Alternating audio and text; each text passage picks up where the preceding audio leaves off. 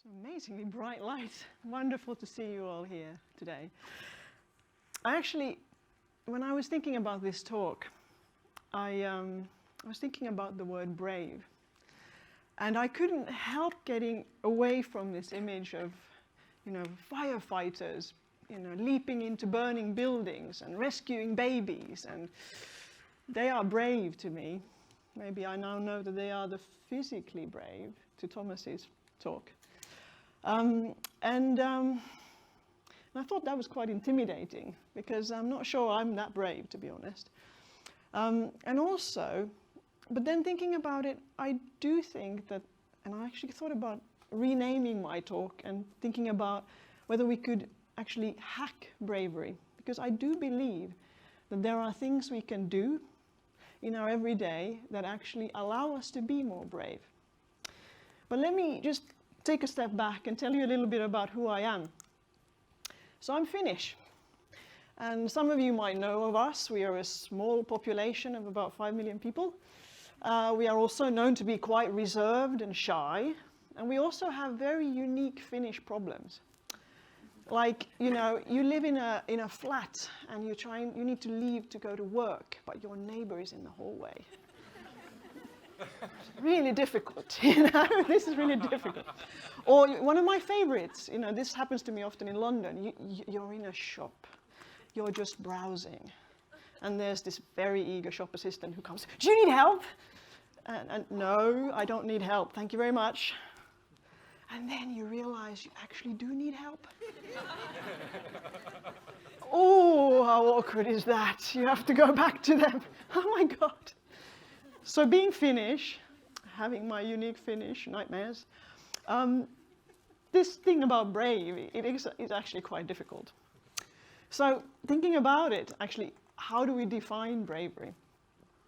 Merriam-Webster has a very sort of serious definition of bravery, talking about being resolute in facing the odds and persisting with things despite the fear. And fear is really the thing that can be very, very paralyzing, especially because we feed fear with our imagination. We're very good at thinking about things like, oh, my goodness, what will they say? What will they think? Gosh, and as we do that, we make the fear bigger. And, I like to think about this whole thing about bravery. It's almost like an equation. You have fear on one side, then you have bravery on the other side. If the fear is very big, then granted, you need to have very big bravery on the other side to cancel it out. But if you can figure out how to make the fear smaller, maybe you can be brave more often. I'd like to think that that's possible. Now, let's take a lesson from children. So I work at Lego, and children are our role models. And children are brave through play. What do I mean? Well, think about it. When you're born, you can't talk, you can't walk. There are all these beings who hover around you all the time. You need food, you need to do all sorts of things, but you're just struggling to communicate. Somehow, children just throw themselves into learning, exploring the world through play. And by doing so, they're actually developing some incredible skills: social, cognitive, creative, emotional, physical skills, all through play. But interestingly, when we play, we also enter a state of flow. And flow is really important, because when you're in flow, you lose the sense of time, you just get engrossed in what you're doing, and most importantly, you lose that self-consciousness that can just make you really afraid. You basically forget being afraid when you're playing. And that's a really useful thing, because you take it a bit further and you think about experimentation. Children are actually doing a lot of this all the time, because through playing and approaching things with a playful mindset, they're trying stuff out. They play being someone else, being in a new situation, doing something dangerous. They're just basically trying stuff out. And they're doing it through play. But I think, why don't we as adults, why don't we do the same? Why do we oh, why do we have to be so serious all the time? And you have to do everything the first time and we have to do it perfectly. But what if, maybe I'm just playing doing a conference talk right now. I tell you, that's way less scary than actually doing a conference talk. So right now, I'm playing. And I'm experimenting. But it's interesting how much more it unlocks in me, this idea of play and possibility, rather than thinking I have to get it right the first time and I have to do it perfectly. Then there is this thing about kind of finding your why. This thing about, sometimes I wonder whether, we could approach fear a bit like how magic works. So think about magicians. They're extremely good at focusing your attention over here, and while you're busy looking at that, they're changing something over there. The next thing you know, something's disappeared. You think it's magic. Actually, all they've done is to shift your attention from essentially what they were changing to something they want you to look at just then. But knowing that, maybe we can do that to ourselves and say, okay, if we deliberately focus on something that we find meaningful or valuable or interesting, and we just engross ourselves in that, maybe we can just forget for a second about the fear. Again, what is that why that really resonates with you? That makes you go, but this is so fascinating, I just have to find out what it is. And you just forget about all that other stuff because you're just curious in finding out, what this is. So again, finding that why actually can again empower you. And more importantly, when it is something bigger than you, so the why, you're not doing it because of you, but it might be because of your loved ones, like Christine was talking about. Your friends, your family, people you care about, something you care about. Essentially something outside of yourself, it really transports you to a much more productive space. And that actually brings me to this idea about what is the difference between courage and bravery. Yes, you can to be very courageous to do that, especially when Darth Vader is watching, I tell you. But this is the thing, because if bravery is this thing about getting started, how do you start? Then I would argue that courage is actually the persistence to carry on and finish the job. So if bravery gets you started, courage, makes you finish the job, going in for the long haul. And courage really works around this idea of doing it for something bigger than you, something much more persistent, something more long-term. Now, all of those things, putting it in a context of a company, how can we use these things to think about what does it mean to be a company that is brave? We've talked about how play can liberate us, experiment with different ways of thinking, and then how finding our personal why, how that can allow us to be more brave. I do believe that works for a company too, those same things. But moreover, companies don't just wake up one morning and sort of decide to play or decide to be courageous and have a why, all sorts of things. Companies are collections of people, and those people, and what companies do, they are a series of moments. Some moments are very strong, they're very, we're a success. We have Christmas. Lego is a big thing for us, every year Christmas. And there is, certain milestones all the way throughout the year. However, every now and then, there's a crisis. And you might have heard that Lego also had a very serious crisis back in the early noughties.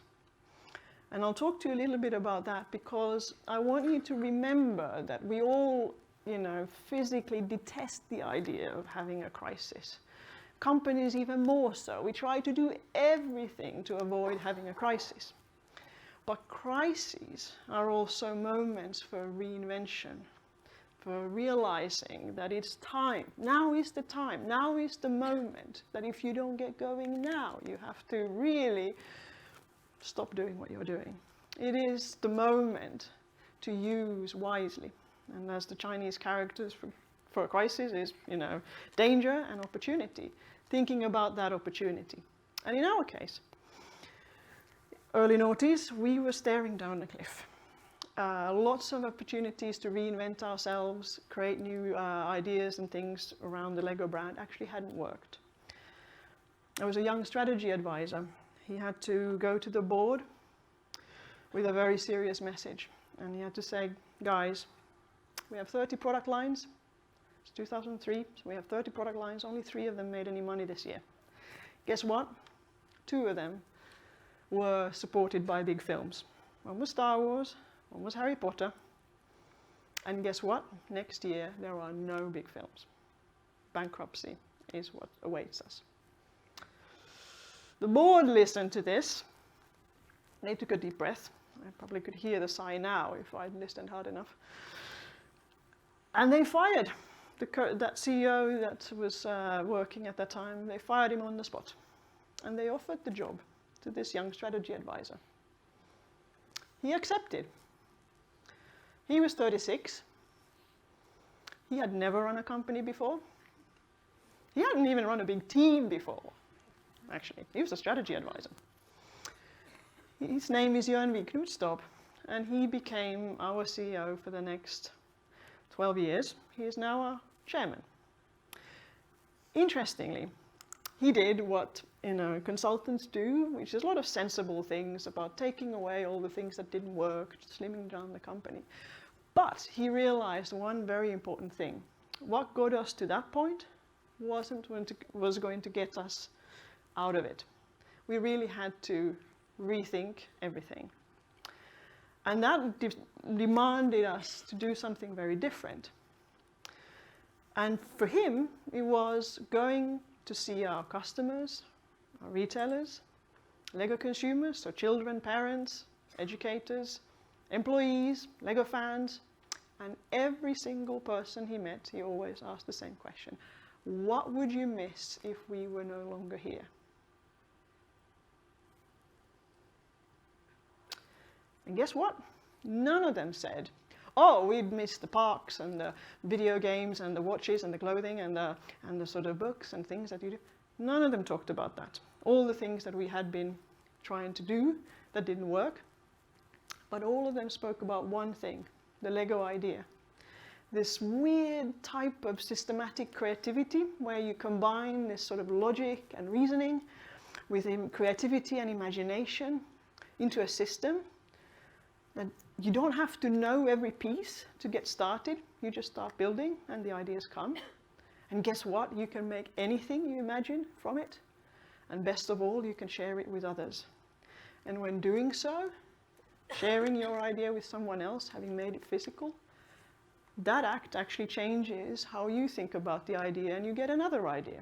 So you actually evolve as a human being, your thinking evolves, and you're actually looking at how you evolve your human potential.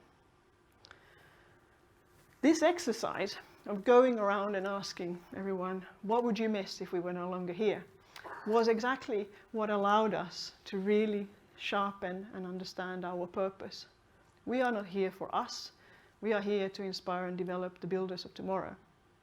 And those promises, that promise, we also looked into our planet, our people, partner, and play promise, and honed those further to really remember why it is and what is the value we bring to the world, and then connect it to the commercial logic, which means that 25% of all the profits we make every year go into the Lego Foundation, which we then spend on investing in research on play, creativity and learning, and also in bringing play to underserved communities around the world.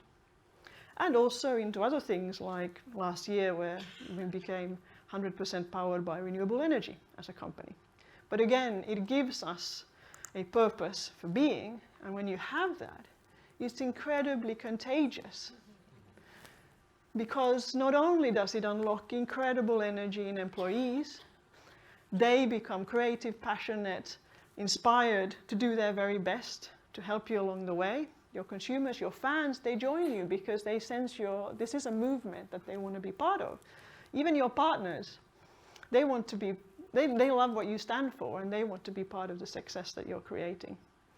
And the planet wins too, Because how can we be for inspiring and developing the builders of tomorrow if we don't do the very best we can to make sure that there is a planet for children to inherit tomorrow?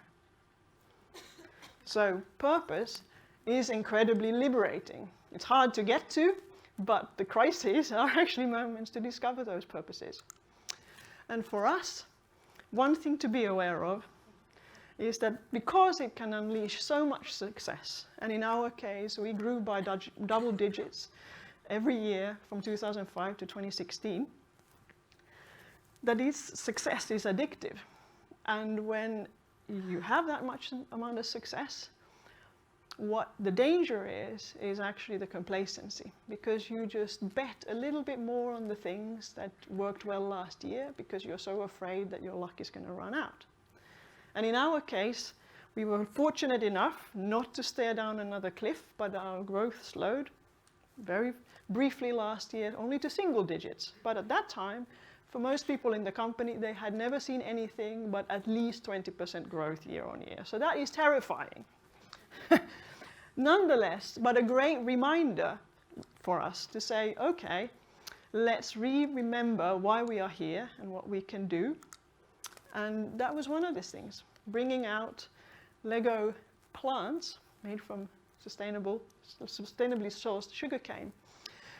Part of a bigger vision of ours to change the material we make Lego bricks from to a sustainable material and do that for all of our products by 2030. The trouble was, we were going to bring this out. We had just made the decision to do it when Blue Planet launched. And suddenly, plastic was the #1 public enemy all over the world. And the really scary thing is that our consumers don't think of Lego as made out of plastic. This is something I've learned, which is because Lego is something you hold on to.